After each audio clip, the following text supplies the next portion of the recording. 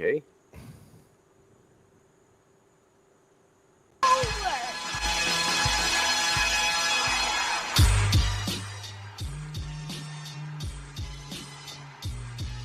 Here we go. It's the best soccer show. Jason Davis, Jared DuBois, and for a second, Morgan Tensa. Now, look, this whole thing is a mess because Nicky Soup and Salad is at soccer tryouts with his kid.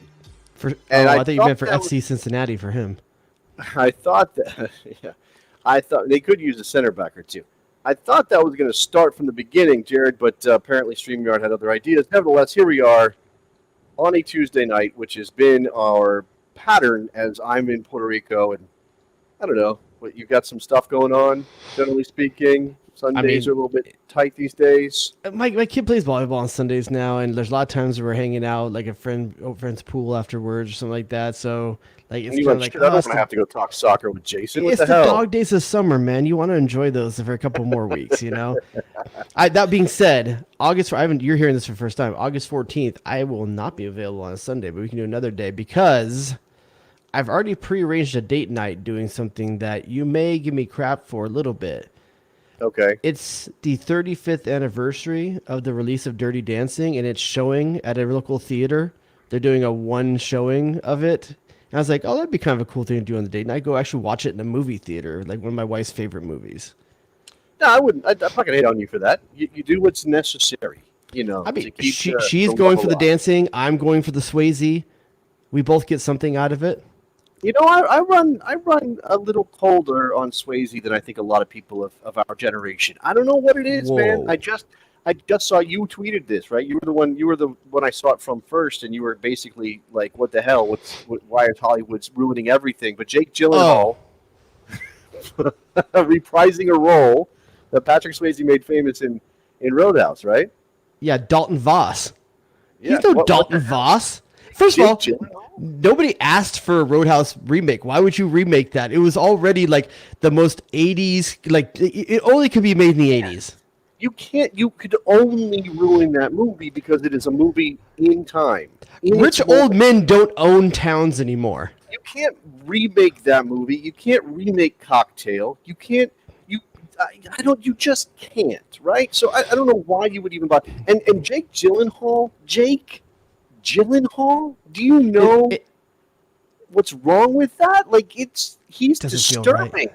Doesn't feel right, He's a disturbing person, right? Does Jake Gyllenhaal rock a pair of faded jeans with a butt that won't quit? I don't think so, man. Can he throw a roundhouse in those same faded jeans? And by the way, who in the 21st century is man enough to play Sam Elliott's part? Yeah, right. Where are we going with that? Who's playing the dogged veteran bouncer? You know, there's got to be somebody who kind of fits. It's gonna be James Brolin or something. This is the thing where how tall is Sam Elliott? Because James Brolin's like 5'4", right? It's who's got a mustache at the right caliber. Josh Brolin is short. Is James Brolin, who's what, 80 now? Oh yeah, sorry, Josh Brolin. Yeah, that is Dad. I'm sorry, Josh Brolin. Yeah, Graham just says, do Sam Elliott again. He's still alive, still rocking out somewhere. Oh man, Dalton. How does Sam Elliott? Can you do a Sam Elliott? Dalton. I don't know, man. I thought we were past this. No one had made a crappy meme remake in a few years. I thought we were past this. This is what I'm saying. I don't even know. I can try a Sam Elliott, but I can't do any lines from Roadhouse because I don't know any lines from Roadhouse. It would have to be Tombstone. So, like, I might know a line from Tombstone or something like that. Like I just feel like Sam Elliott just. Damn it! Why you got us involved in this when you moved us here? You know, something like that. Dude, what are you doing here, dude? You know, dude. Yeah, dude. Pretty good one. Pretty good Sam Elliott.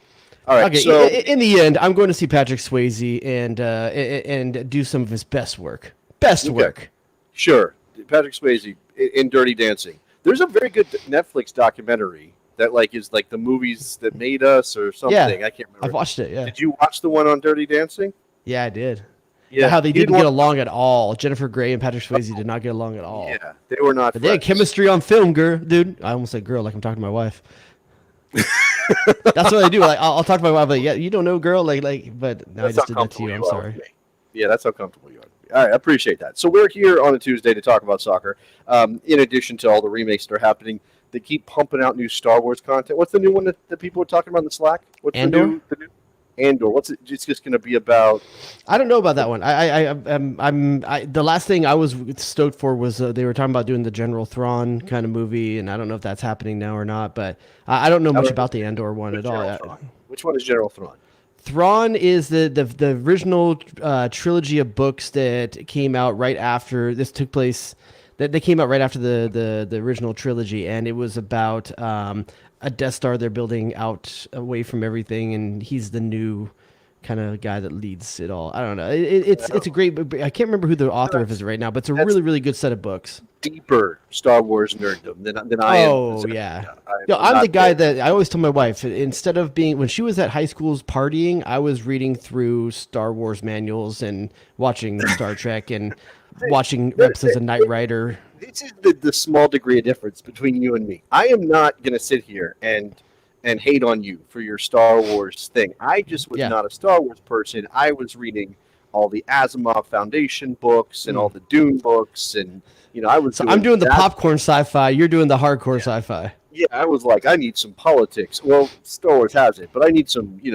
I need some high. That being said, I am going deep down a rabbit hole right now of learning about what is it called, Project Serpo, about how in the 60s supposedly 12 people went with aliens and only like 9 came back, 3 stayed, 1 died, 8 came back 10 years later. Like, oh yeah, I'm currently investigating this. I'll come back and report back to you whether or not it's real or not. Do people know that you are a ufologist on this?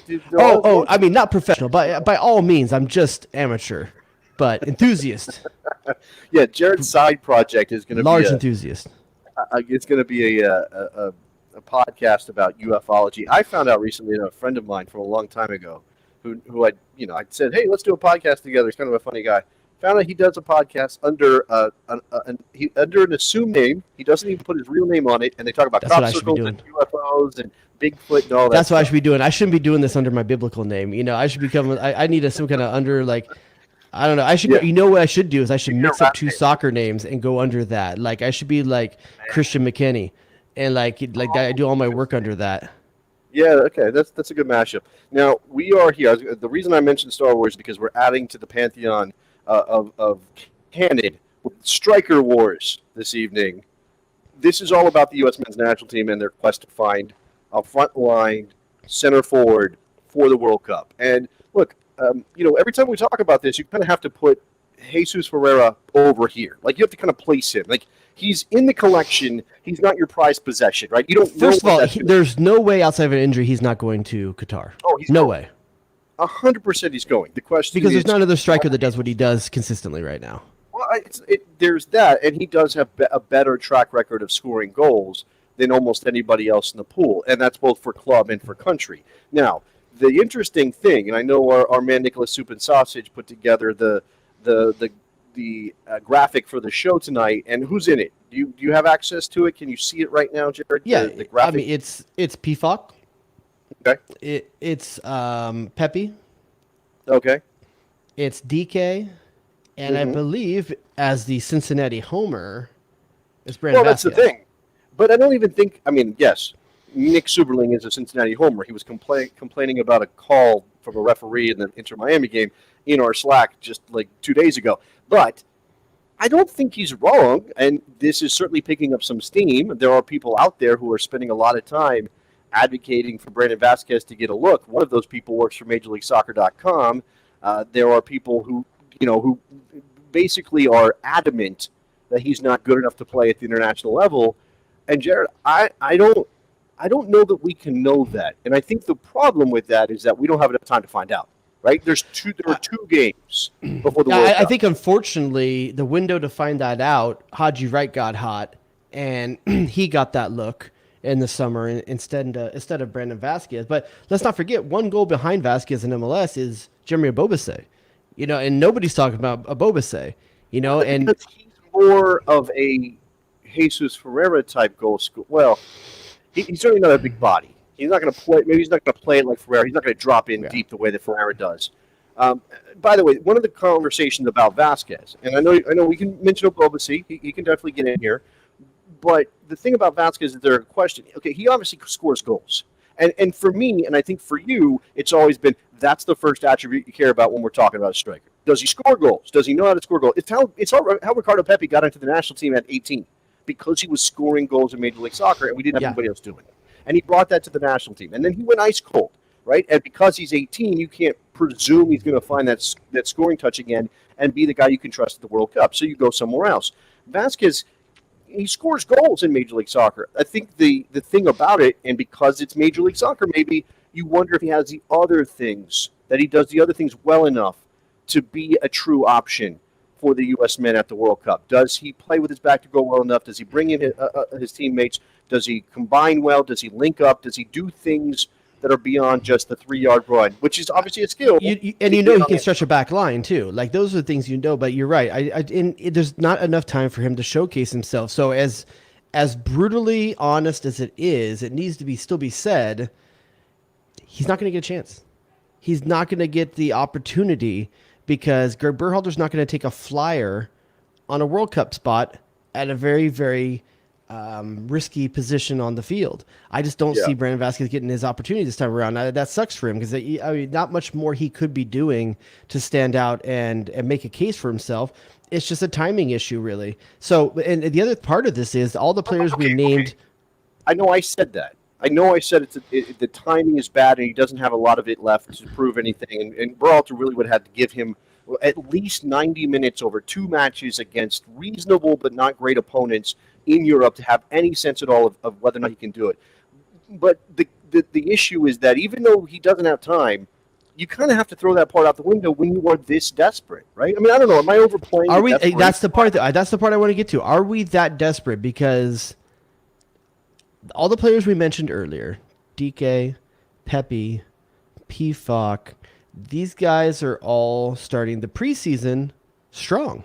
I mean, Pfok's got a couple good goals and a freaking worldy yesterday overhead kick. Yes, this is also a matter. Okay, look, Jordan Pfok scored goals for fun in Switzerland.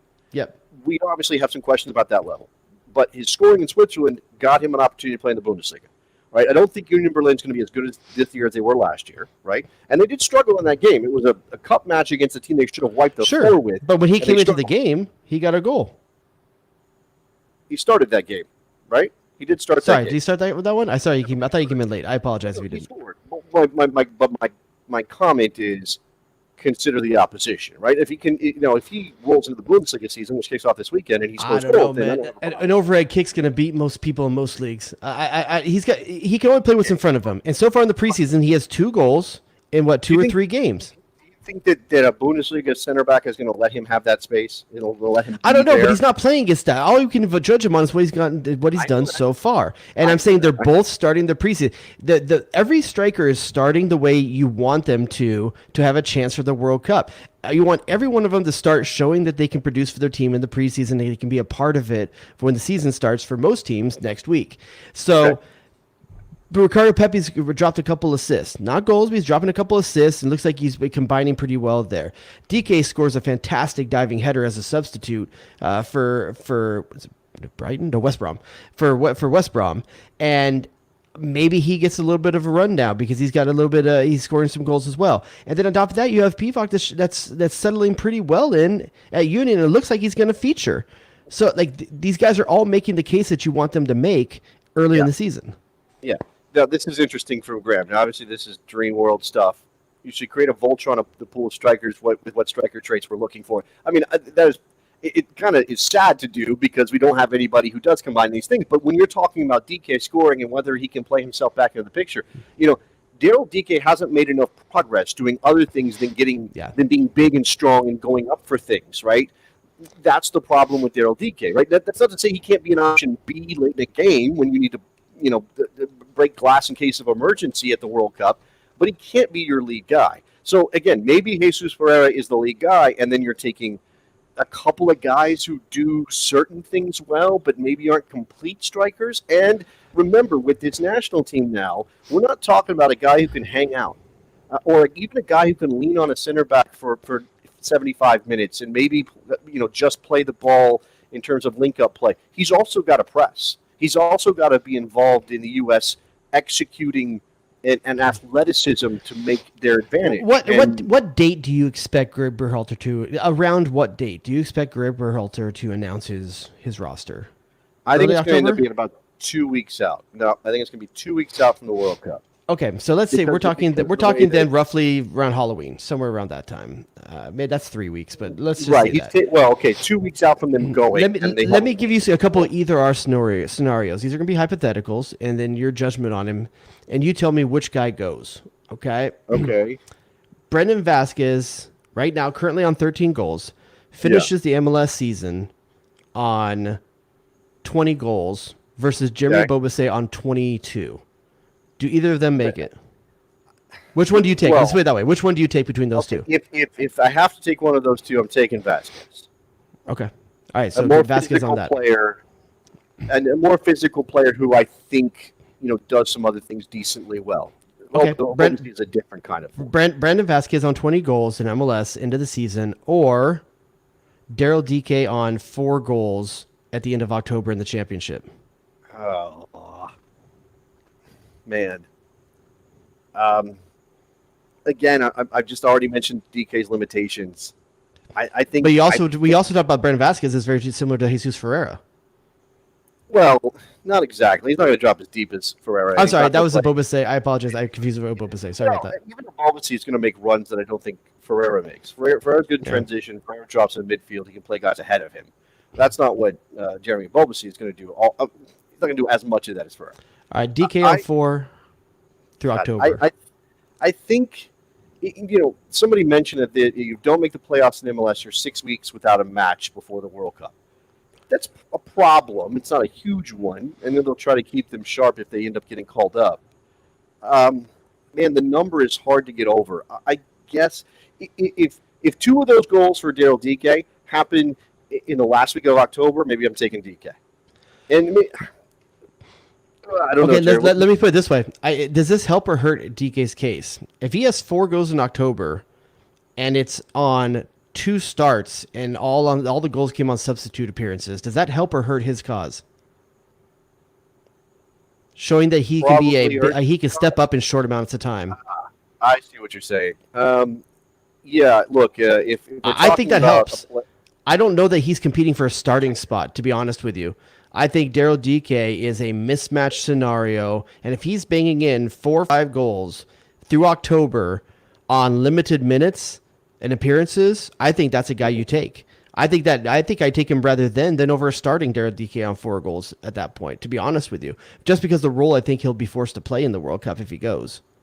Yeah, I mean, the role aspect of this is certainly something you have to talk about. You can't ignore the fact that you're not going to want Daryl DK to start and go 75 minutes, right? Not just based on his skill set and what he does well, and maybe how he plays at West Brom, but just on the fact that he hasn't been integrated in the system in a significant way. No, we haven't mentioned Haji Wright at all.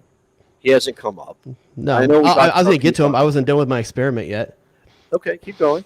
All right, DK on 4 goals, or Ricardo Pepe on 2 goals, 3 assists, October.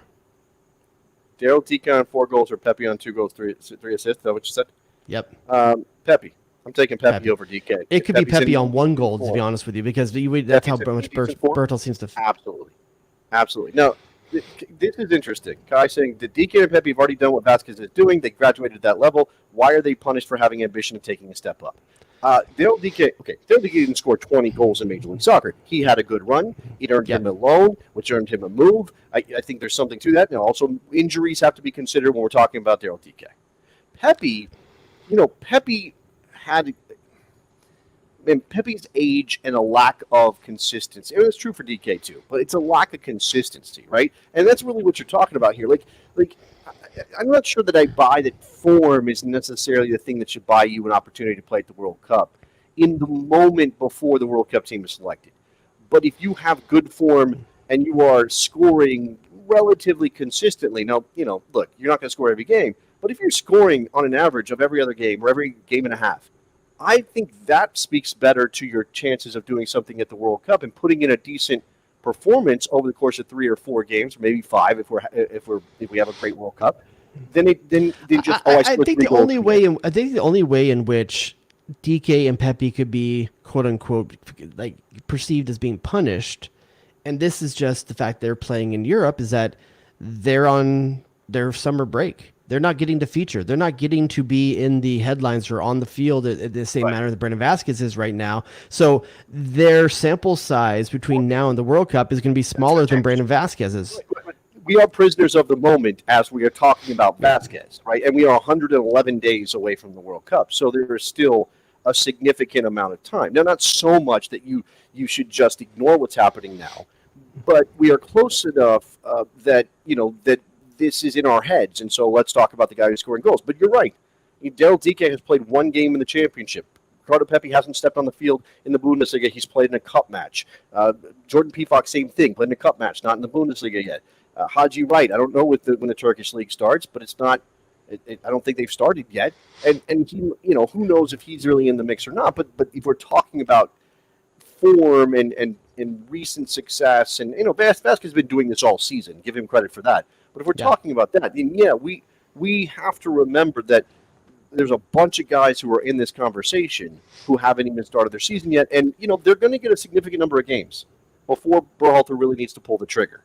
These presumably, if they're playing minutes, DK, Pepe, Pifok are all going to have 10 matches under their belt before we get there. So then it becomes, okay, how do you judge those 10 matches? And if, let's say, Ricardo Pepe comes out on fire for Augsburg and scores 3 goals in the first 4 games and then scores 1 the remaining way before the World Cup. So he's got 4, but he's front-loaded, and the last one was, a fluky goal. How are you considering that? Does that represent the confidence level that you need from Pepe after what you saw him do in qualifying last year? Could we really quick just recognize the fact that right now it's 5-3 in the Colorado-New York Red Bulls game? I have not 5-3. checked it. Is it 8 really? goals. Who's up? It looks like Colorado doesn't have a repeat scorer, so it's all over the place. A bunch of different guys. So, It's 5-3 Colorado? Yeah, Colorado. After starting 2-0 to New York inside 10 minutes. The Red Bulls ran themselves into the ground over the last week. They played that. They've also been playing a lot of young youth lately too. Well, they rolled out a bunch of teenagers in Austin. They went down to Orlando and lost an Open Cup match where they sent out a bunch of frontline guys. They played Barcelona in a friendly on Saturday, and then they got this game on a Tuesday. That's what teams should be doing in the middle of the summer. Yeah. Life in American soccer, right? Again, they're playing time issues here for some of these guys when it comes to this. And I had somebody earlier, I think it was David, he said something about our goals are going to come from our wingers and our midfielders. We're going to hope that Christian Pulisic's in good form, that Brendan Aronson is at various levels. I mean, Gio Reyna started in a friendly, Jared. I mean, I don't know that means he's going to play on the first day of the Bundesliga season against Leverkusen on ABC, which is happening. He doesn't need to be starting on the first day. He just needs to be starting consistently by October. That's all I care about. He needs to be healthy, and if Giovanni Reyna is healthy, we're talking about all these permutations and different. If this goal scorer has this many goals, is he of the team? Is he your guy? And again, I think Berhalter is going to end up taking Jesus Ferreira. My gut says Jordan Pifok, and then it's a question mark. So I think Ricardo Pepe's in this driver's seat on that as well. I think it's probably Pepe right now. If he scores 1 or 2 goals, then I think he'll show that he deserves it. But we're talking about guys that are surely Josie testing himself in Mexico is going to get him back in the conversation, right? Well, I guess I don't have a problem asking the question, but it would have to be just an absolute blistering run. I can't see it. I don't see it either. But I don't think it's wrong to say that there's a 10%, 5% chance that Josie could go on a tear. Reyna's already out for Saturday. Thank you, Jonathan Tannenwald, the voice of joy jumping. God dang American it. What'd the kid do? Is that a well? We haven't even talked about Weston McKennie, but is that a reoccurrence of something, or are they just holding him out? I don't know, but to be honest with you, and I hate to say this, every time I start thinking about a World Cup starting 11 roster, Gio Reyna's not in my mind. No, because he's been. I can't let myself do that. No, you can't. You're right. You can't trust that he's going to be there. But if he's, I don't know, I'm talking about him starting, but I'm talking about being on the 26-man roster. If he is healthy when we get to November, and he's gotten, let's say, he's gotten a game's worth of minutes in the month before the World Cup. I mean, or maybe 200 minutes in the month before the World Cup. He has to be in that roster, right? Yeah, I'm old enough to remember the heartbreak when guys like Chris Armas couldn't make the World Cup squad, where John O'Brien couldn't play the full minutes in 2006. Like there's guys that you just want to be there that unfortunately sometimes they just can't do it. And I don't know. I've gotten my hopes up before. I've seen guys that are my favorite players and guys I think are linchpins for this team not be able to go. And every team's going to have this. I mean, who knows? By World Cup, Christian Bale. God, why do I keep doing that? Gareth Bale may not be healthy for Wales for all we know. Like there's all sorts of things. Every team's going to have some of these. We're not unique. Paul Pogba is going to miss the World Cup based on the knee injury he's dealing with right now. He just got back to Juve and everything. So yeah, they're going to be guys. And Juventus is going to have a tough couple weeks because the guy that should be filling in for him is Weston McKennie, and he's now dislocated his shoulder and is going to be out up to 3 weeks. Is it dislocated or separated? I don't know. For initial ones said dislocated. And I don't know if people remember, but he had a left shoulder injury at Schalke, like 2019, where he came down weird on it. So you telling me that Weston McKennie has a Martin Riggs situation happening with his shoulder? Is that what you're telling me? I'm sorry. What situation? Martin Riggs. Oh, I don't know. I'm potentially. I mean, Weston McKennie. I don't know if the trainers had him bang it against a motor home, like a mobile home wall, just or a concrete building's wall to get it back in place. How many times in Lethal Weapon did Riggs put it back in? Is it just over the course of all the movies? Well, okay, I guess you're right. It has to be the whole. How many? I think there's 2 or 3 times it happens. Have we done a definitive rank? Now, look, I'm no fan of Mel Gibson off screen. Okay, not at all. Did anybody see that movie where he was Violent Santa? Did you see that? No. Did that come out? Why would you watch that? No, I know it was weird. But have we done a definitive ranking of the Lethal Weapon movies? I mean, is it just one? And I'd have to go back and watch. It's been a number of years since I've seen any of them. Okay, number 1 is whichever one they're on the toilet and they do the 1, 2, 3, 3, 2, 1 thing. 1, 2, 3, go. That's the first one. That's not the first one. I'm pretty sure that's the first one. I thought that's the start of the second one. Maybe you're right. Maybe that's the start of the second one. And then whichever one brings in Leo Getz. That's what I love the Joe Pesci character as Leo Getz. Leo Getz. Whatever you want, Leo Getz. Whatever you want, Leo Getz. Whatever you want, Leo. What do they? I can't curse. I'm not gonna curse that like brazenly on the show. But they bleep you at the drive-through. It's been a long time. It's been a long time, man. So I'd have to go back and watch some of that with my kids and see what the definitive ranking is on that. Maybe one of the few movies where Joe Pesci played like he's a dummy. Like he's obviously laundering money for the mob. Usually plays a bit of a violent, heavy kind of. He usually plays a violent guy. He's not a violent guy in that movie at all. No. He's still worked up, but like not violent, not angry, not mean. Just yeah. Just very hyper. Diplomatic immunity. Thank you, John. So Weston McKennie out 3 weeks. Are you nervous? No, I don't think so. I don't like the fact that he got injured just ahead of the season starting. I wanted to see him get minutes in that midfield. I mean, we are still in that place where, look, they added Pogba. You wondered about his minutes. Then Pogba gets hurt. Oh, great. The door's still open for him to get plenty of time. Allegri continues to talk about him like he's great and he loves the guy. So there was, reason to think it was going to be a good start to the season. That's disappointing, but I would certainly rather it happen now. If it has to, I'd rather it happen now than obviously October, right? Yeah, so, what makes me a little bit nervous is Allegri not playing him in the preseason, even in his hometown of Dallas. Not hearing that he has any kind of injury or anything. Part of me was wondering, are they holding him out because maybe that Toast Tottenham rumors were kind of true and maybe actually out there? There was something to that. I mean, Allegri, like any manager, has to walk a very fine line when it comes to transfer rumors. And he was constantly asked about McKennie, and he would say, well, McKennie's a very important part of our team. At one point, he said McKennie's the best American player in Europe, which, I might agree with him on. And then he said something, somebody else asked about the Tottenham rumors, and he said, look, every player has a price. If somebody walks up with a €30 million offer for Weston McKennie, yeah, maybe we sell him. He wasn't going to be like, no, we'll never sell the guy, because that's obviously not how the business worked. So I don't know what his status was. And now he does. I mean, if we're talking about the negatives of this, and there are plenty of them, he now has to get healthy, get fit, and then make Allegri want to play him ahead of the World Cup, and he's going to miss a month of the season to start in Serie A. It's like my wife and I. We both know that there's an indecent proposal number. We've never come to terms on what that number is. When you broached this subject, this has come up in your relationship. I mean, okay, I'll say this: like, it's been like, baby, like Robert Redford's a handsome man, right? Like, what would it cost? It matters who's making this proposal. Oh, 100%. Yeah, the price is determined upon whether or not it's Robert Redford offering you money. Well, Robert Redford is, is he gone? Did we lose Robert Redford? No, or is he just really old? We still got him. But he's really old, and he looks like a catcher's mitt, but we still got him. Well, he was a pitcher and a hitter in the Natural, not a catcher. I'm not sure if you're aware of that. I'd love that movie. Why can't we have a movie that's a good sports movie for soccer like The Natural? What's the name of the bat? Wonder Boy. Wonder Boy. So I can't play Wonder Boy here, but yeah, Wonder Boy is the name of the bat. They keep trying. Over in the Bestie Slack, they're talking about the next goal wins, finally getting some movement on production and everything. What's that? I'm not sure if that's going to. It's the story about American Samoa when our man Thomas Rongen was down there.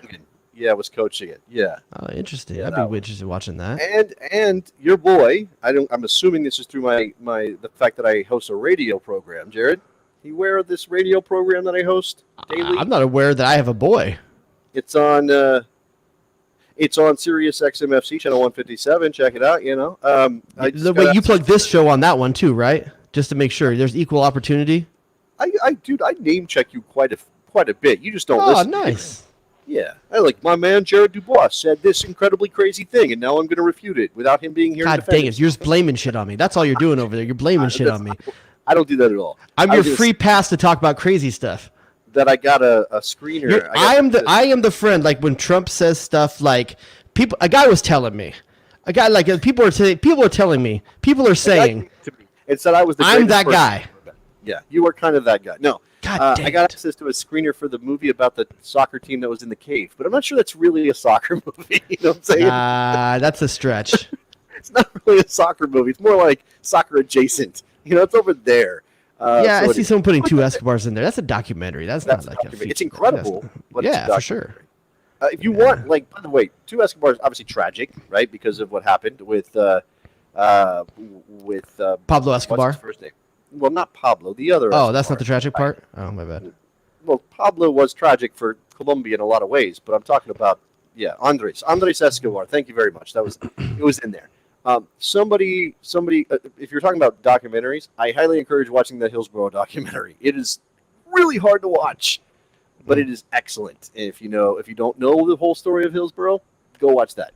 Since we're talking about movies, the goal movies, man, I don't know. Morgan has a shout out to She's the Man, saying that's a good one too. That might be a hole in my resume, my soccer movie resume. Is that Amanda Bynes, Morgan? Is that what that is? That's Amanda Bynes, pre crackhead. But it was before all that. Ooh, is that the official term? Is that? Oh, I'm sorry. Is there another way to refer to him? Oh, I don't know. Them. You're saying them? I don't know. Those who are on crack. Them. That's the pronoun I think they go by. Okay. The big green. Come on, guys. The big green, just because it has the kid from Sandlot, doesn't make it good. If somebody says ladybug, we are out of here. No, we're done. Ladybugs. By the way, R.I.P. For talking about people who definitely are dead. But for those people who have never seen Hot Shot in the '80s, you should go check that out too. No, I think Pablo didn't Pablo do a whole thing on Hot Shot? He did. Yeah. He did. Yeah.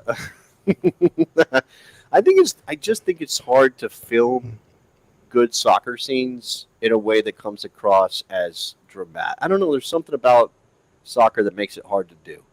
Like there's some soccer shows, like obviously famously. What makes it hard to do? No American understands it. That's the first thing that's wrong with it. Look, we don't have to have Americans making this soccer movie. Other people can make it. It doesn't have to be Americans making the soccer movie. We pretty much only watch our stuff. No one saw The English Patient. I mean, it won a lot of awards, but no one saw it. Victory wasn't an American movie. Sylvester Stallone was in it, but it wasn't. How did Sylvester Stallone get in it? That's a good question. How did he get in that? Like, how is that general casting? Yeah, it was Michael Caine. That was pre-Rocky, right? That probably was right around Rocky. Oh, think I it'll- like this from Morgan though. She needs Ryan Reynolds to star in a soccer movie, but he's too old to be the athlete now, right? Ryan Reynolds is going to be in a docuseries about Wrexham. Oh, Welcome to I'm Wrexham. interested in watching that actually. It comes out like just a week or two, right? It's Maybe it's somewhere a couple very- weeks. it's Sometime in sometime August. very soon. Yeah, look, I want the ending to. I wish the ending had been different because we already know the ending if you're paying attention to soccer. But I mean, it's like watching Sunderland Until I Die. Like you watch the story of the season knowing what already happened. It's and look, if you do that well, it can still be incredible. The F1 series is a good example of that. Well, I think a lot of people watch the F1 series, Drive to Survive, without knowing anything about the past F1 seasons. So, yeah, but you know what that show doesn't have? Ryan Reynolds and Rob McElhenney. I mean that has to be funny. It has to be entertaining, right? And a bunch of people technically speaking English, but no one knows what they're saying.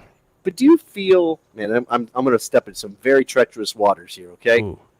Put your waders on. Feel it's a series, right? It's him being him, not him acting, not him being Deadpool, not him in a time travel movie where he's flying a spaceship. But do you think you can kind of overdose a bit on the Ryan Reynolds being? Oh, I thought you were going a different way. I thought you were going to say that maybe he's just not as entertaining when he's himself. But I was going to say I think every character is being himself. I think that's right. I think he's just Ryan Reynolds. But is that? And I've heard Not for me. This is because the moment he starts being annoying to me, I'm just going to look at him like, look how pretty he is. Okay. Get lost in his abs. I've heard I've heard people describe him as a guy who's not necessarily funny, but understands the timing of being funny. Like he understands the mechanisms to be thought of as funny and charming, but he's not actually a funny person. Do you think? Okay, that I'm might be gonna let you die on that hill because I feel the opposite. I don't know. I mean, I'm just the box going- offices say different. I'm just letting you know. This is a show built on hot takes, and I'm here to. But tell here's you the thing: that I didn't watch the. What was it Leicester? What were the other like soccer documentaries that were out on like a Netflix, like the kind of Hard Knocks ones? The 4-year plan which was on Queens Park Rangers, which was really good. Didn't watch it. That was a while back. That's not. I don't know if that was maybe it was on Netflix for a little bit. If you haven't seen a couple of them though. Yeah, well, they're the ones, the annual ones that are now a thing. I can't remember what they're called. They're like the Hard Knocks of soccer, right? But here's the thing: I'm not watching any of those. It doesn't interest me. But I'm gonna watch this one. Arsenal has one. In fact, I saw something about the Arsenal one today because apparently there's a clip in it where Mikel Arteta was blasting "You'll Never Walk Alone" during a training session to set up for a Liverpool game, and then apparently, if you check the so you're telling me I it, can get like some Matty Turner footage? They went no. This is from last year, not this year. Oh, God dang it! They have to take the. It's not. This is. We just talked about this. You know the. They need a whole year to cut this. Let me finish the story. So Mikel Arteta apparently plays "You'll Never Walk Alone" during training to bring out the atmosphere that they're going to face at Anfield, and then they lost 4-0. So it really worked out for them. Right. Yeah, Sunderland Until I Die. That's the one I was actually thinking of. That I just couldn't watch. That one. This is you not paying attention to me. You don't realize you're in Puerto Rico, dude. I'm hearing every other word you're saying. I don't know what's going on here. That's probably true. You are choppy to me too. The internet in my particular now, location. Nicholas Murray's playing the Juventus behind the scenes doc. That's one. If someone can point me in that direction, I would watch that. Kenny, talking about pizza and ranch. That's where we got that. Telling Giorgio. And by the way, I gotta. As much as I hate LAFC, it is fun having Chiellini in the league. Like, did you watch any of the Seattle game? Did you watch any of it? Just highlights. Just watched highlights. Did you catch glimpses of Chiellini? Yes. He still has all of the attributes. Like in terms of like you watch him for a couple minutes and you're like, yeah, he looks like a world-class footballer. But this is obviously a subjective sport. People can watch the same game and think players played very differently in terms of how good they were. And he made the team of the week, and I saw some reaction to that. That was very much like, are you kidding me? And there it is, Justin saying that he got torched on multiple occasions and yet made the team of the week. And again, look, that's a marketing ploy. It's Audi drives goals, team of the week. I'm surprised Bale didn't make it with one goal. But that's the risk you take in bringing over a 40-year-old defender. And he's gonna be amazing. Whatever he is, I'm being dramatic, but he's gonna be great in the locker room. He's going to be great teaching the other players on that team. Oh my God. He's going to be an experience for everybody. But if you think you're going to start him at MLS Cup and he's going to be at the same level as all the other defenders, I don't know that's going to be the case. I'm triggering you right now. Am I a traitor if I switch the LA Galaxy from LA Galaxy to LAFC? Says Soccer 96. So sick and tired of Galaxy still operating like a 2008 team. And wow, Jared. I mean, first of all, They I won don't think 3 championships after 2008. Just to give you a heads that up. is true. That is true. 2008's the wrong year to pick. I'm gonna say this. Put that back up. Put that back up. Oh, okay. Okay. If that's your profile pick, you probably should go to LAFC. I'm just saying, like that one needs the LAFC hat on top of somebody it. do a reverse Google image on Soccer 96. Somebody check I mean, that out. LAFC is the thirst trap of the two teams in LA.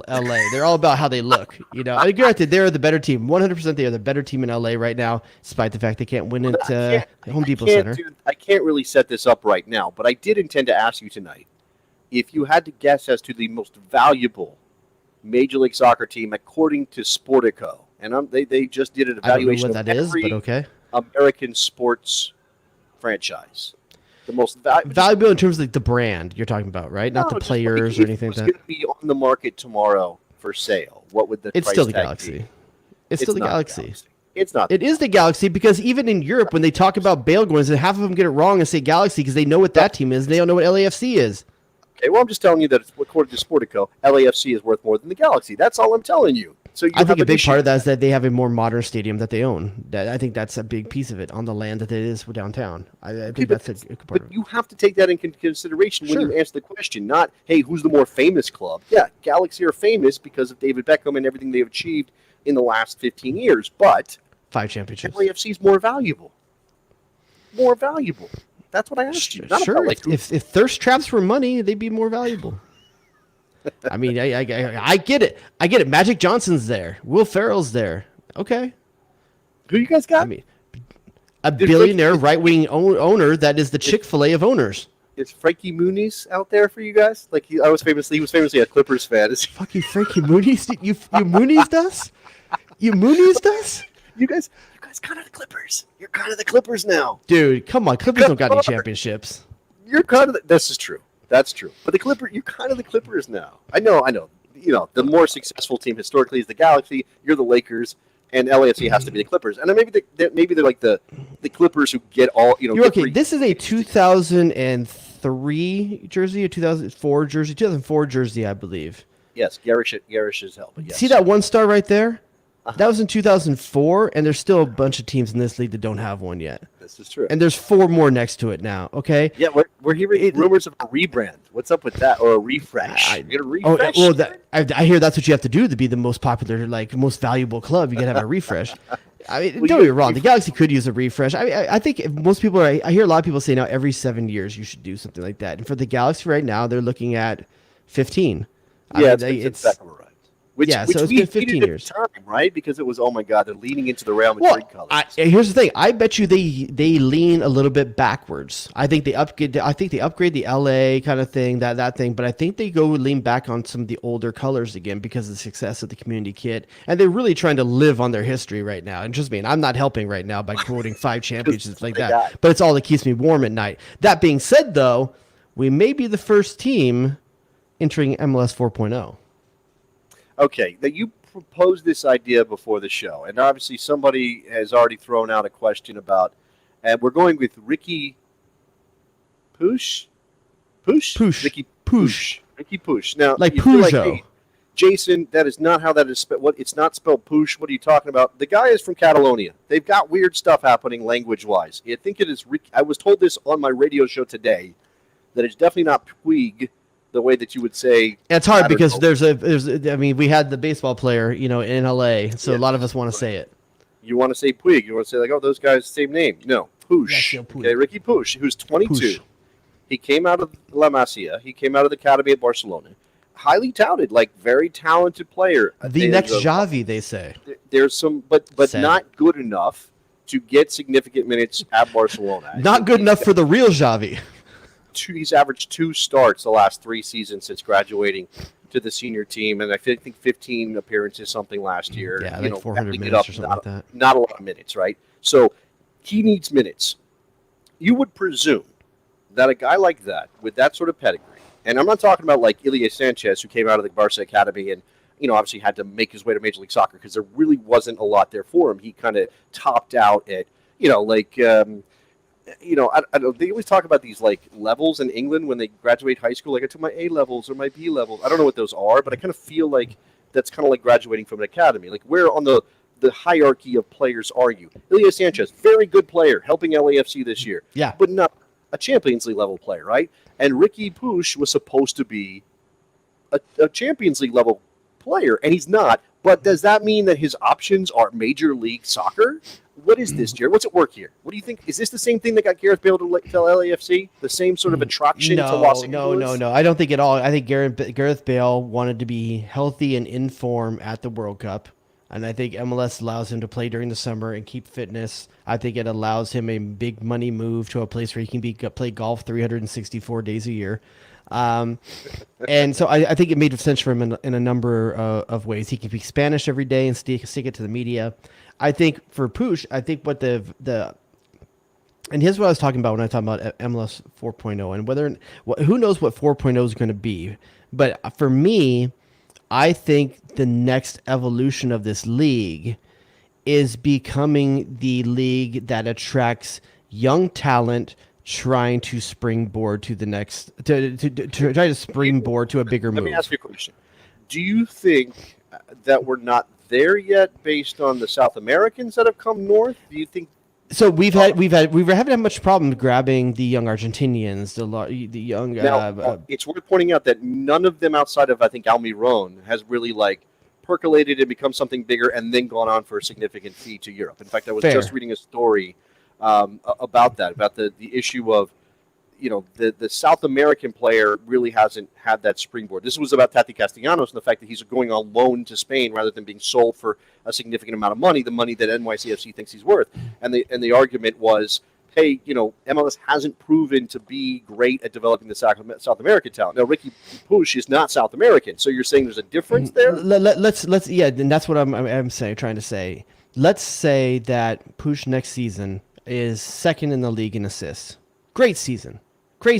Okay. Ooh. Secondary, like the MLS weird hocky style assist. Let's just say whatever it is. Just to say he's second in the league in assists next year. Okay. Right. Sure. What I'm saying is that I think the next level of MLS is, if this is to be believed, the things that are being out there, it's like Barca has a sell on to the Galaxy. Like that's different. Like that's something different than before. Like Barcelona sees enough value in Puig still that they want a piece of what happens next. And I think that shows that there is a bit of marketing and value to a European young player coming over that you don't see the players coming from South America. I think there's an ability for him to rebound back. Barcelona makes money. There's a way for the Galaxy to potentially make money on this deal too. Let's say he's here for 2 seasons and they're selling him on and making $10 million on him. This is the next version of MLS where the last bit has been building homegrown talent and selling it off. Also a lucrative business. Okay. But I think there's an opportunity for a bigger $1 million of deal with something like this. I'll get to some of this, and there is some opinion here as to maybe why he's deciding on LA over some teams or an opportunity in Europe if something exists. I'm confused by the mechanics of this. So, and John Tannenwald is saying that Barcelona needs the cash. Is that's why there's a sell on here now? That's the smart business for LA. They need to open up space, right? And they've got to get some things off the books so they can register players. And this is Barcelona going through this weird whole convoluted thing to figure out their situation, which is a mess. I saw this as signing on a free. Is he signing on a free? No one knows yet. It hasn't been disclosed yet. Somebody described to me what the mechanics of this thing are, because I think that obviously, look, if Barcelona says, okay, we'll send them to you, look, on the promise of future money, like this is a loan basically, right? But we're not selling him. They're not saying the word loan. I'm not seeing the loan word out there that much. It seems like it's a sell to the Galaxy, whether it's for on the free or not, I don't know, with sell-ons for Barcelona. But what I think is part of the attraction on this is that MLS clubs can go and target these clubs like the Barcelonas, the Real Madrids, the ones that get themselves the big places that get themselves in trouble from a money standpoint. The Chelseas that have to move players and like that, and you can get these bargain basement players that have quality and pedigree, and maybe be a partner to them and what they're going through, and to get these players for 2 or 3 years in the meantime. So I don't. Okay, I think that's possible. I think there's some interesting things that you're alluding David to D there. put it right there, renting. I know, but I don't know. Okay, I think Barcelona is so specifically different right now with their financial situation that it's hard to ascribe this kind of trend happening with other clubs, unless Push is so successful in Major League Soccer and does gain in value, and then maybe even goes on and succeeds somewhere at a higher level in Europe. And you can point back to that and say, well, he got better in LA. This is something we can consider. It would certainly be beneficial to Major League Soccer to be the new Vitesse or whatever, right? This is the thing that Chelsea does, that City does, that some of these big clubs do. They gobble up all this talent. They certainly aren't going to keep it in their first team. They're not going to keep it in-house. They're going to go send it out to develop. And not even, again, this is Matt Miazga. This is Jack Harrison, who ended up getting sold on and has a very good career going, but wasn't going to be a City player. The idea is we're not buying you to put you in our team. We're buying you to think of you as an asset. Like you're just something we're investing in, right? You're a tradable option. So if MLS becomes a place to stash those players, then that's great. Now, I don't know how the timing of the league is going to affect that. I mean, obviously, Push is the beginning of his European season if he was staying there coming in. But here's the thing that's remarkable to me. Push could have chose a lower level Serie A team, probably. He could have chose Eredivisie. He could have chosen a lot of places to rebound his career. But this is a guy with a ton of name value, a ton of pedigree, that's choosing to do. He's going to rehab no matter where he went. He has to rehab his image at this point. He's choosing to do it in LA. He's choosing to do it in MLS, and that's a good thing for the league. Right. So this is what I was going to get to. We've got Kai who says, "I think he came from the lifestyle. Hard to believe he couldn't find a mid-table club in a top 5 league." I think it is hard to believe that somebody wouldn't take a flyer on him in a different than a high-level league in Europe. I do think that the lifestyle is. You're telling me there's not a better lifestyle in Monaco or Paris than LA? I mean, there's what I will say about the lifestyle in LA and what it affords him that he will not get in Europe is that it must be hard to be the next Xavi, the Barcelona guy, and everybody in that country knows who you are in Europe. Maybe this kid just wants to get away from that and walk down the street and no one knows who he is. Right. And that might be good for him from an intellectual and emotional standpoint and good for his game. There's something very similar to that idea. If that's a reason for Push to make this choice, there's something very similar to that. And I think this is a factor for Gareth Bale, too, right? They're celebrating him at LAFC, and he's getting the nobody knows who that dude is. He can walk down the street and, was that guy in was he in a pilot that was going out for? As long as he doesn't walk by a pub, he's good. Right. Stay away from the Welsh part of town. Los Angeles, whatever. He's got a Welsh quarter. Like, what's that? No, we actually do have Cardiff. It's where Frankie Haydick is from. Well, that's interesting. Cardiff Ontario by the sea. Cardiff. You guys don't come up with your own city names? You got to steal from other people? What's up with that? No, I'm kidding. We're stealing players from Europe. We can steal names. Wayne Rooney is kind of doing the same thing as a coach. Right? He's coming to Major League Soccer, and he can coach without all the other stuff. Now, they're going to write about him. I mean, his wife hates it, but otherwise it'd be good. No, she's not coming. That's the thing. She's not coming. They're not. Wait, they're letting Wayne Rooney. Okay, hold on. She's letting Wayne Rooney just hang out by himself for months at a time in a foreign country. Have you seen Wayne Rooney? Have you seen him? You know what he looks like? He's a bulldog of a man, but there's women out there that dig that.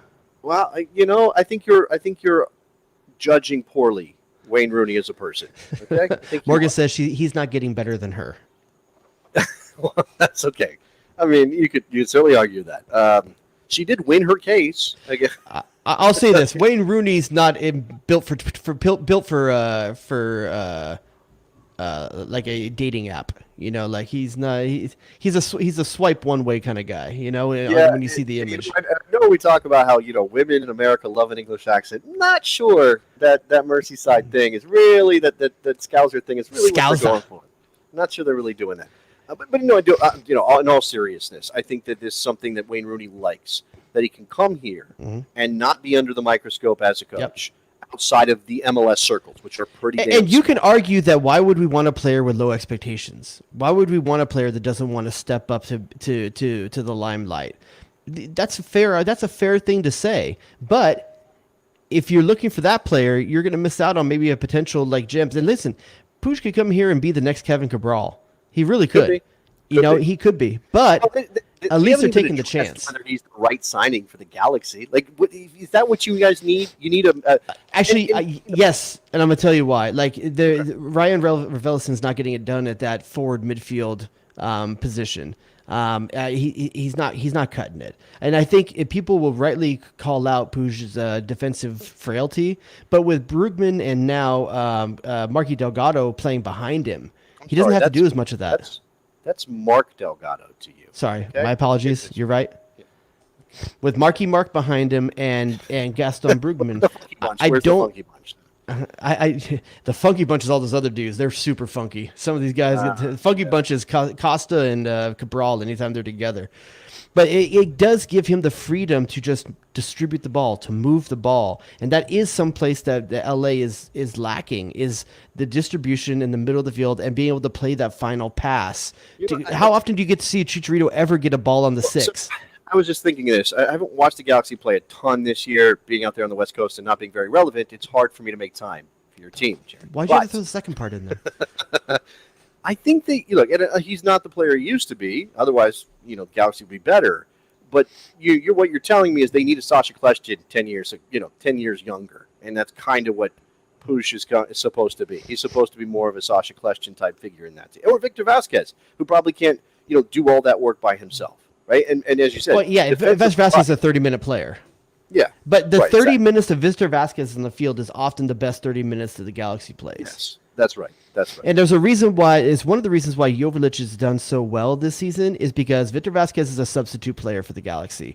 He's often on the field the same time Jovic is. And so there's a reason why those two players are why Jovic is doing so well, and he's basically working Chicharito out of a job. And Victor Vasquez, I've been sure they're hoping that what Puig can do is do the same thing to the first 60 minutes that Victor Vasquez does for the last 30 and get Chicharito off a little bit. Well, yeah, again, so Jonathan Tannewell telling us that Puig is coming on a free and had 1 year left on his contract at Barcelona. So they're getting out of that contract. They're clearing up the roster space or whatever, however that's working in La Liga with terms of registrations and the like. Send me all your big name, underwhelming 22-year-olds with tons of pedigree. We'll say if we get a 50% success rate, I'll be happy.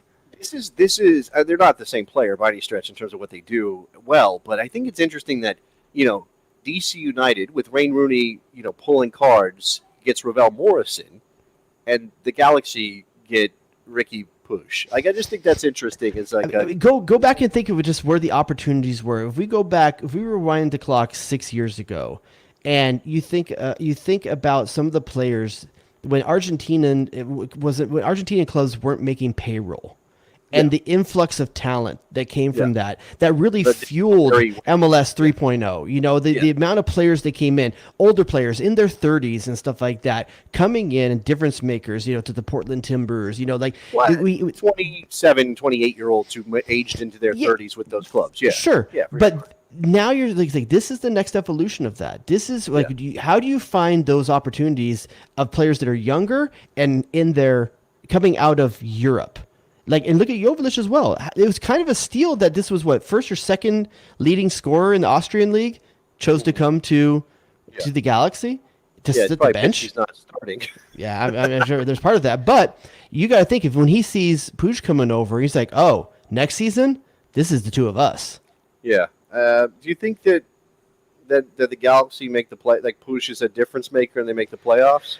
I can't see. I to be honest with you, I don't know that it's enough help quick enough. Until you start dealing with the Costa and Cabral, unless Greg Vanney starts making the conscious choice to sit DPs, I don't think the Galaxy can make the playoffs. He has to have the stones to look into Cabral and Costa in the eye and say, neither of you are at the level.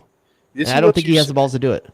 About Chicharito Hernandez when he signed, and look, I have a soft spot for Chicharito Hernandez because he exposed himself in a way, not literally, figuratively, with his emotional problems and things he was going through with his life that I respect, right? In a way that athletes tend not to. And we, especially in this country with soccer, remember very, very vividly what happened with Landon Donovan and missing out on the World Cup because he had decided he needed time away. And, okay, maybe he didn't handle that right and all these things. But I respect Chicharito Hernandez as a person.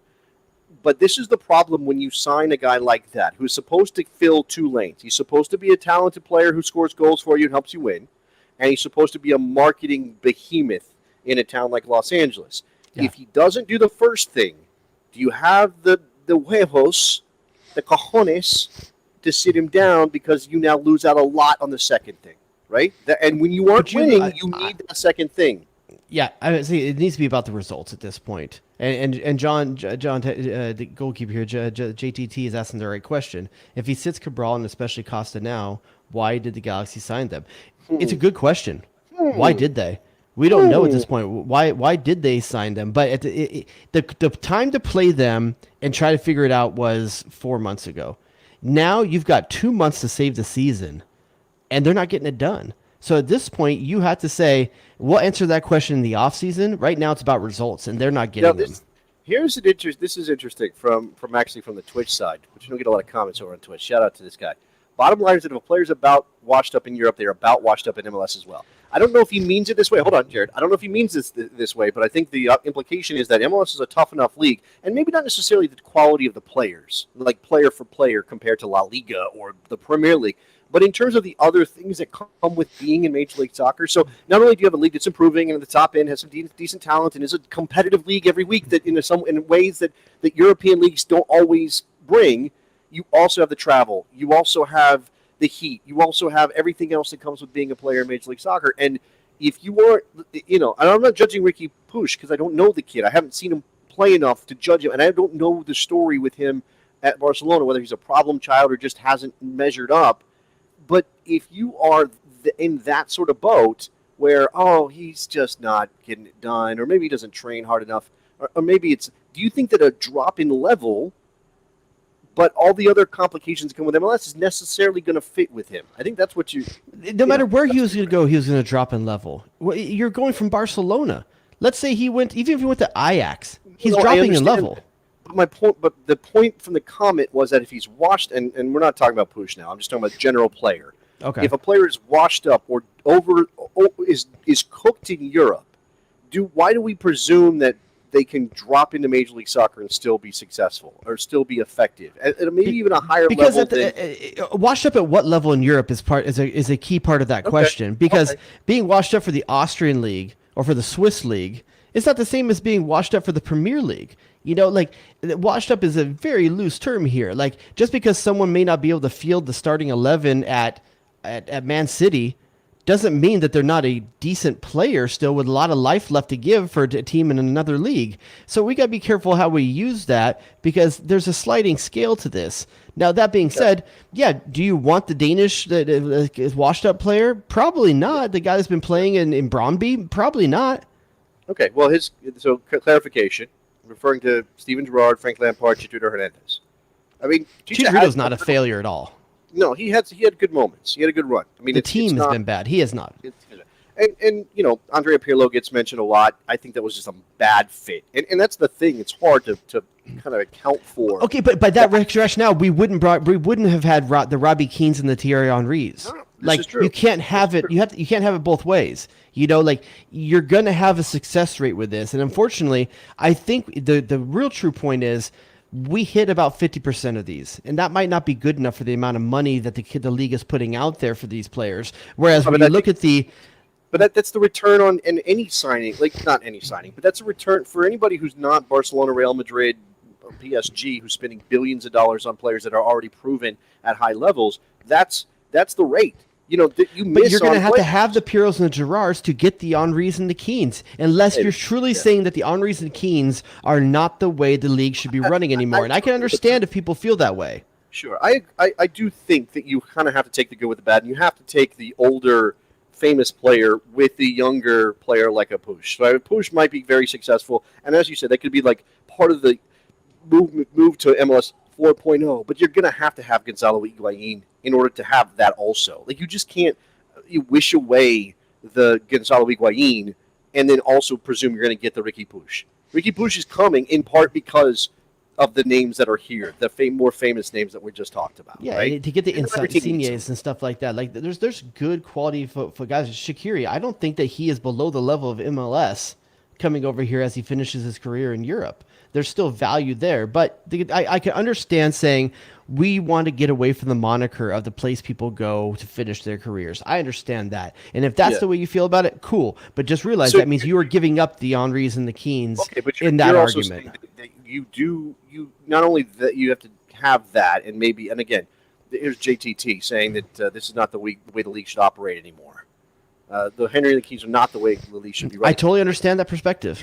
You're also saying that the league is a reclamation league on some level is something you want, because I'm saying that I want the league taking calculated risk on potential, and I think there's more of a calculated risk signing Puig at 22 than there is signing Pirlo at 37. Okay, we talked about South American signings already. I just want to kind of loop back around to that. It doesn't have to be one way or the other. This isn't binary. You don't have to choose a region like you're playing FIFA. And I'm only scouting here. You can do European players. You can do South American players.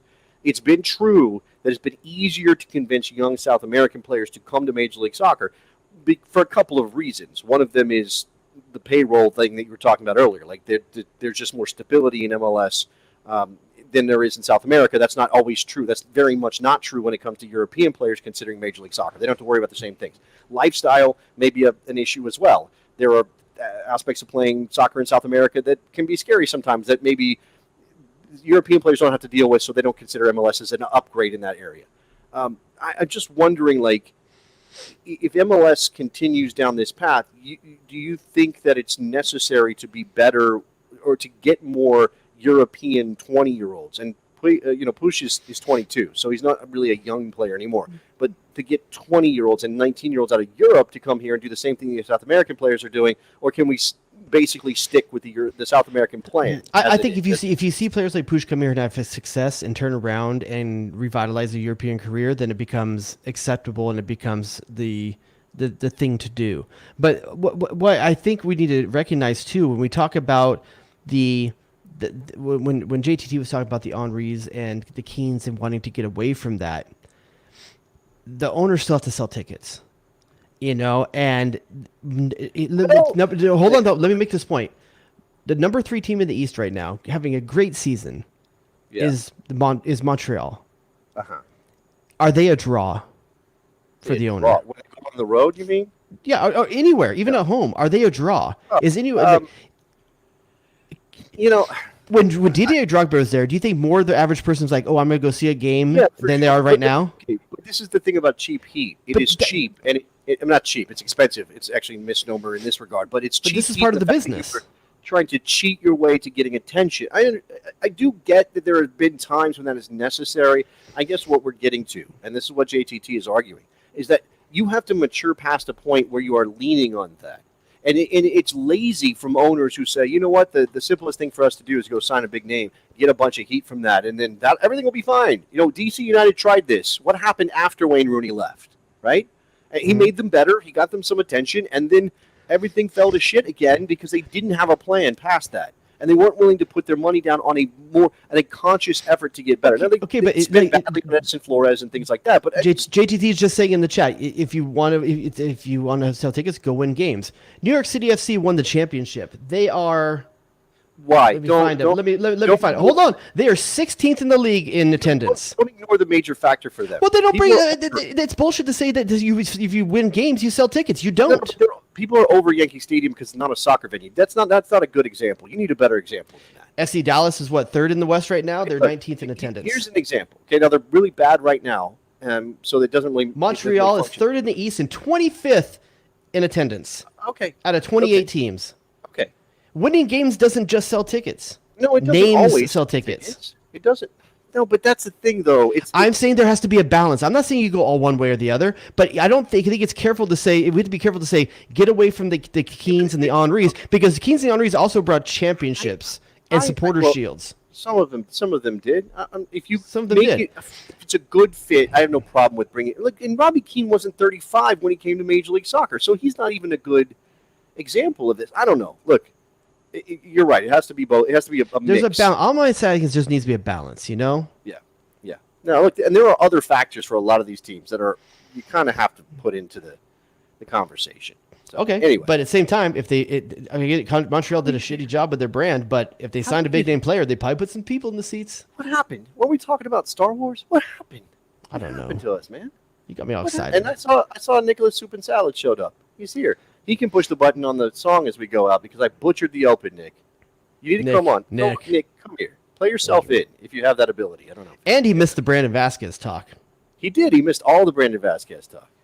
So there he is. I have no drops. I have nothing. I literally No, that's just fine. sat down. You don't have to do it. We don't have. We found a way to play the music in the show's Oh, okay. branding, except I screwed it up apparently because you can't. It doesn't restart. So he jumped in the middle after testing. It jumped in the middle of the open. That's Gotcha. not for anybody listening. Nobody cares watching the show. You're here. We talked about Brandon Vasquez. We did go back and forth. I don't think we came to a conclusion other than to say that he probably doesn't have enough time. But do you think Brandon Vasquez should get a national team shot? No. Really? Because? Okay. I don't. You don't think he's good enough? No, I don't. Yes, he's having a great year, Okay. but I just don't think he's national team caliber. Personally, Did you feel Ricardo Pepe was when he was getting his looks? I wasn't moved one way or another. Honestly, I Okay. didn't watch him a lot, so I honestly don't know. Look, Wasn't Vasquez is moved. a really good player. There are some finishes that yes he makes. He's really good on crosses, but there are other times where you're wondering how the hell did you miss that? Very similar to Giassi. So your questioning is finishing. Do you think the Yes. other aspects of his game are good enough for the national I think team? it's or good, not? good hold up play. He could be a better passer personally, but his first touch isn't great. But Okay. yes, he's having a great year. He might be a contender for the Golden Boot by the end of the You season. know how old he but is, Nick? Do you know how old he is? 24, I think. He'll get another shot then. Yeah, he's not too old to make another World Cup. It's just a question of whether or not he can jump into this. So, all right, He'll turn 23. 24 in October. 2024. But no, as of right now, I don't see him. Now, if you keep, let me, He's nutmegging $20 million keepers. That's all I know. if he continues to score goals, Mm-hmm. then maybe. But I still think he's streaky. So Okay. Thank you, Mr. Soup and Sausage, showing up late. Sorry, I was Sausage Yes. King of Chicago. Other business going on. All right. There are some other transfer things out there that we probably could touch on. We didn't really talk about debuts in the championship for our Gaga guys. to Chelsea. Gaga to Chelsea is done, which is interesting. They're talking about the loan for the rest of the year. Obviously, that makes sense. What is he going to do in January? They're going to send him out on loan again, but where's he going to go? Come back to Major League Soccer? Are they going to send him somewhere on the continent? I think Vitesse, like I I think they're mentioned? going to want to test him at a higher level. I don't think he's doing this move to be an MLS for another year after this. He's 18. Who's 18? Yeah, let him Just be 18 wild. in France. Let him be 18 in Germany. Let him be 18 in the championship. I don't care, but 18 in France with a name like Gaga. What a life. it What a is- life. just come on. The dude's got Lambo money now. He has Lambo money. He does have Lambo money. Oh, to be 18 with Lambo money. Yeah. Wouldn't it be nice? I saw All a right, Lambo we go down the street the other day with its side mirror hanging off of it. I was like, oh, you got enough money for a Lambo, but not enough I also to. saw Lambo the other day. Here in Puerto Rico, I saw Lambo. In Puerto Rico, they got him over I saw there? Lambo in Puerto Rico. I Someone did. shipped that on a ferry? I also saw a couple Winnebagos, and I'm like, that must be like a touristy, like, we'll take you around the island thing, because it's only 3 hours from end to end. Why do you need a Winnebago? That's just a wild thing to do. Hey, so what American game? What American game? So England kicks off this weekend. Does Germany start their first games this weekend as well? Yes, the Premier League also. What's First League the also. game you're watching? Oh, man. Well, now I know that Gio is not playing for Dortmund against Bayer Leverkusen on national television.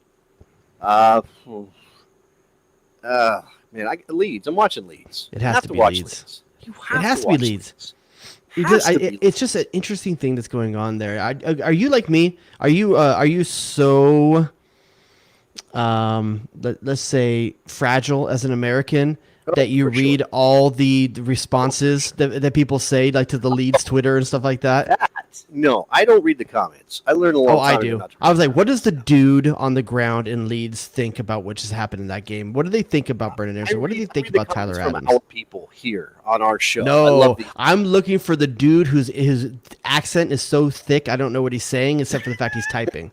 the Yorkshire accent. I don't think is that rough. I don't think it's. I don't bad. know. I want to find the coal miner, what he thinks. Do you know? Could you, if I gave you a blank map of England, Are there still chimney sweeps in England? I want to find the chimney sweep. and what do you think this is? Like Charles Dickens is still hanging They out. still in got England? fireplaces, dude. I had a chimney sweep come out to my house a year and a half ago. So why are you talking about? Like, why are you acting like it's only in I England? want to find the common man and what he thinks of what's happening at Leeds. Not a plumber, an electrician, not a modern chimney modern sweep. worker? That doesn't make any sense. Governor. If I gave you a blank map of England and a pin, how Yes. close to Leeds could you get? Oh, throw a dart. Throw a dart. I will say I think it's somewhere southwest of London. Southwest of London. No? Not even. Morgan's give me a remote. thumbs down. You're You don't so know far- either. She knows because she's a Leeds fan. You don't know is what I'm saying. You're putting me on the spot. You don't know these things. I do know. It's basically in the like if you drew a line down the middle, even though it's not symmetrical. It's basically in the That's middle. what I meant. Where's London? Slightly north of Manchester. Where's London? That's what I meant. I know London London's is in the south. southeast-ish. I know it's in the south. Yeah. Southeast-ish. Yeah. There you go.